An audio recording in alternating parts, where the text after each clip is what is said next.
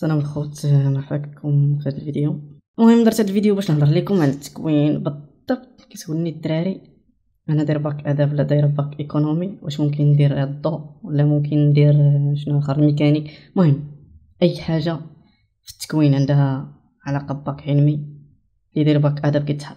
لي برونش اللي كاينين في التكوين باك ادبي قلال. مشى واحد دابا هو حيتي في المسيره الدراسيه ديالو وقع عليه مشاكل ولا شي حاجه في هذا الشكل هذا، تلقى راسو ما كيقراش مزيان. شنو كيدير؟ كيختار يدير توجه ادبي باش يشد ديك كرطونات اداب وما عارفش شنو يدير من بعد.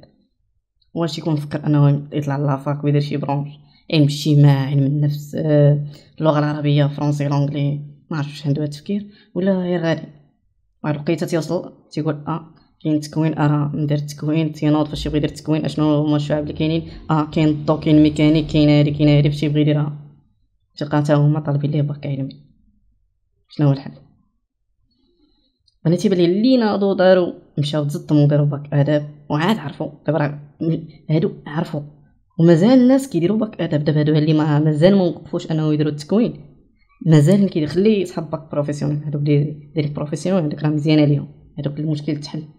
اللي ما دايرينش باك بروفيسيونيل تينوض تيوصل للباك تلقى راسو باك اداب كيطيح حتى هو في نفس الحفره.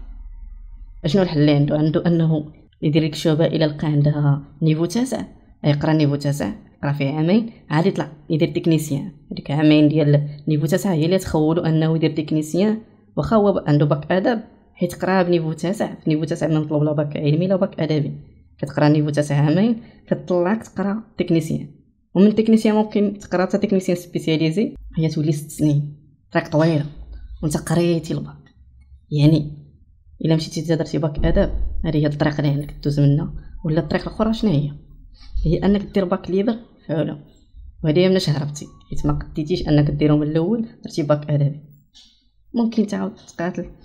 النصيحه اللي ننصح بها الواحد ولا انت نصح بها خوك الا شتي غادي في نفس المسار، قول ليه دير باك علمي. اي واحد دير باك علمي، ما عندكش معلوم دير باك علمي. علاش؟ على الاقل حتى الا ما نجحتيش مشيتي قريتي وصلتي للباك وما نجحتيش للباك، راه كتحسب انك نيفو باك. نيفو باك علمي ممكن دير به تكنيسيان، ممكن دير به تكنيسيان في اي برونش، في الميكانيك، في الالكتريسيتي، في اي حاجه بغيتي.